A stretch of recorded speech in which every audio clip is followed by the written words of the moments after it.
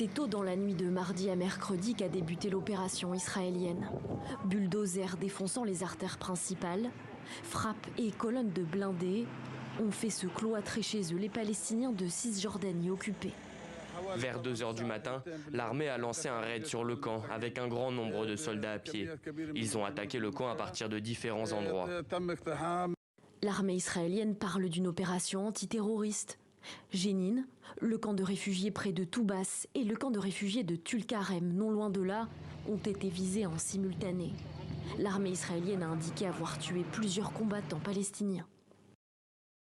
Dans la nuit, l'armée israélienne et la police des frontières ont lancé une opération antiterroriste à Jénine et à Tulkarem. En outre, les forces ont découvert et démantelé des explosifs qui avaient été placés sous les routes de la région et qui étaient destinés à être déclenchés lors d'attaques contre les forces de sécurité opérant dans la région. Les raids israéliens en Cisjordanie occupée se font de plus en plus fréquents depuis le massacre du 7 octobre et le début de l'offensive israélienne à Gaza. Ces dernières semaines, les opérations se sont concentrées dans le nord du territoire. Des groupes armés en lutte contre Israël y seraient particulièrement actifs. Pour certains toutefois, les multiples raids viseraient surtout à encourager les départs de Palestiniens de la région.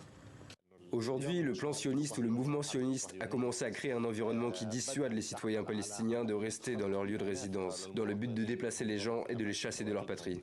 Le président palestinien Mahmoud Abbas, en visite à Riyad, a déclaré rentrer en urgence pour, dit-il, suivre le développement de l'agression israélienne dans le nord de la Cisjordanie.